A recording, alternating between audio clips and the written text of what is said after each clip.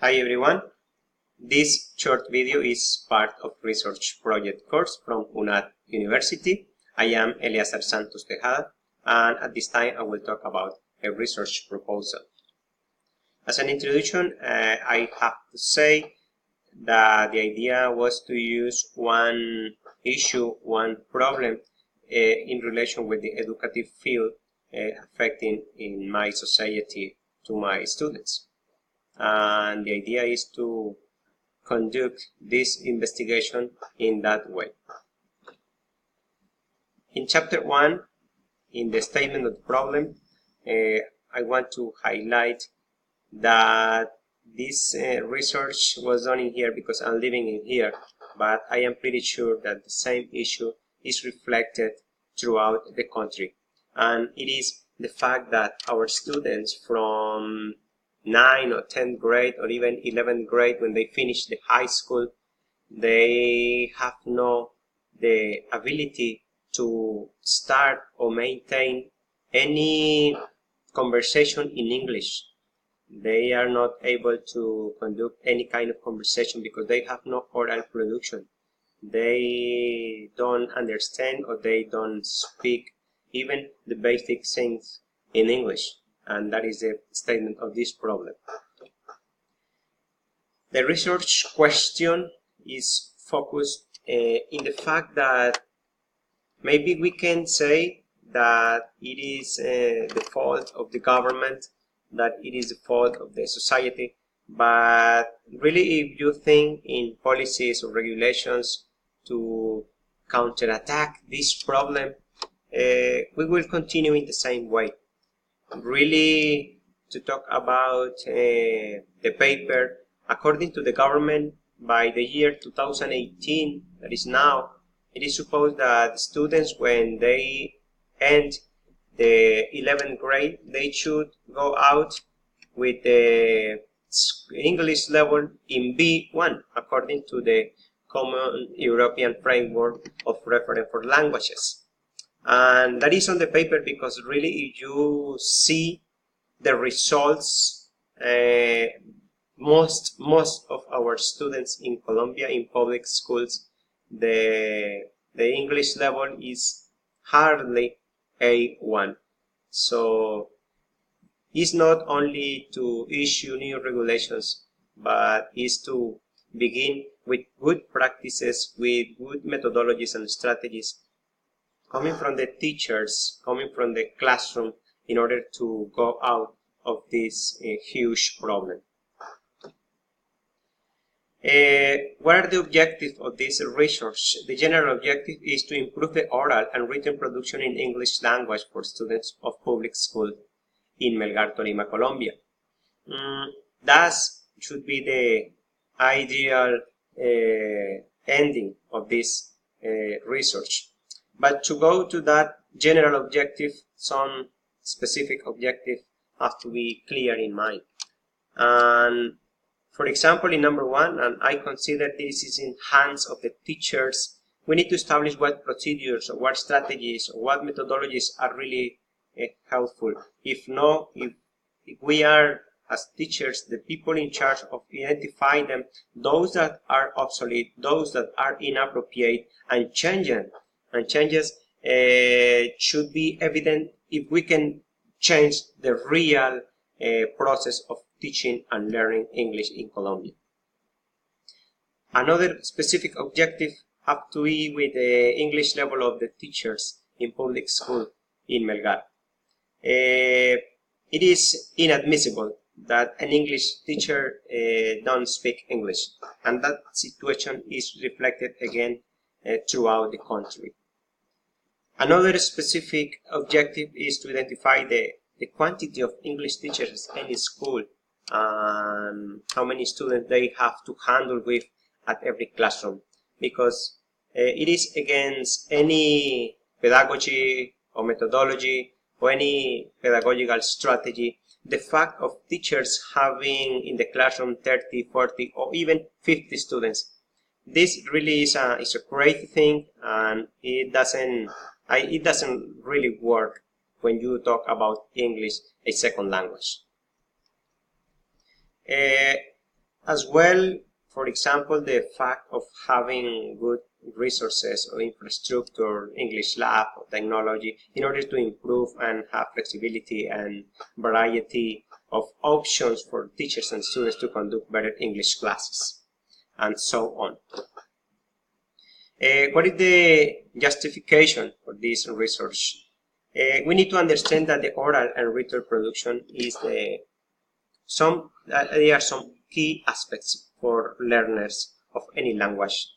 It is the only way they can interact with the rest of the world. We need to understand that this is a globalized world and people need to be in contact for one reason or for another. And we need to understand as well that the English is the international language. So people at school need to learn at least the basic skills in order to communicate effectively and share knowledge or culture when they are interacting with people in any place around the world. In chapter 2, the theoretical framework talks about the theoretical background. We can consider that our students are lack of teaching the minimum required to survive or to have any interaction with any other person in English language. But sometimes it is because of the quantity of work that teachers have, and the curriculum is designed in inappropriate ways, or maybe the time that is allotted to the English subject like that in every academic institution is not enough.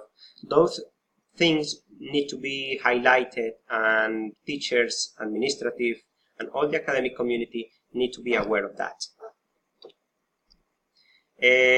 About the literature review, we need to understand that, as I said before, this is a world that is continuously evolving. The technology evolves, the economy evolves, the education evolves, and we need to be aware of that. Colombian education is not the exception. We need to go along with the evolution of the rest of the world. Teachers need to be aware that the use of ICTs and how to handle, how to manipulate those technological tools in order to have a better English classes in the classrooms. As well as chapter 3 in the research design, the research paradigm.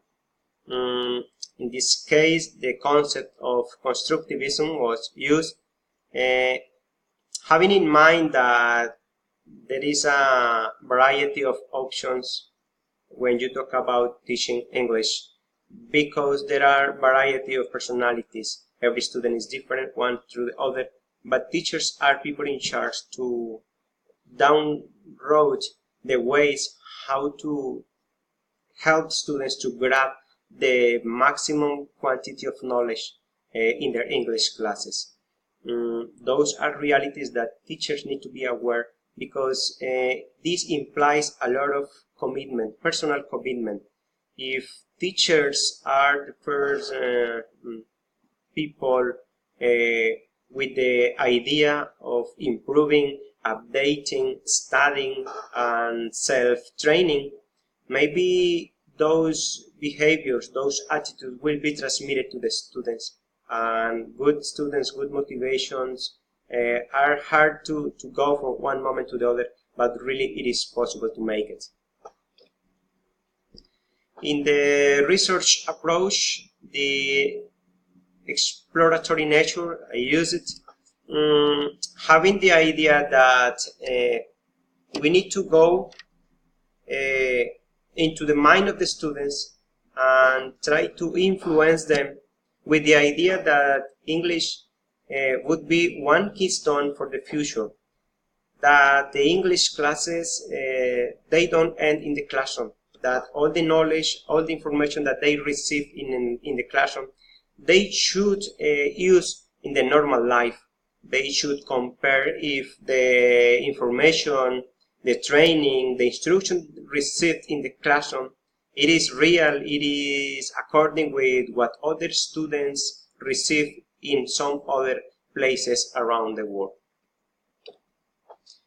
The type of study, it was kind of combination between case study and observation, but most of the time observation, because to me it was really helpful to go to the classroom and observe classes and make some interviews to the students, to have first-hand information coming from the students and from some English teachers about the situation, because this permits to have real information, and maybe if it was the case, this information could help for future researchers, or to help maybe some policies, or that maybe information can be helpful for those people in charge of making some decisions about the educational field in Colombia.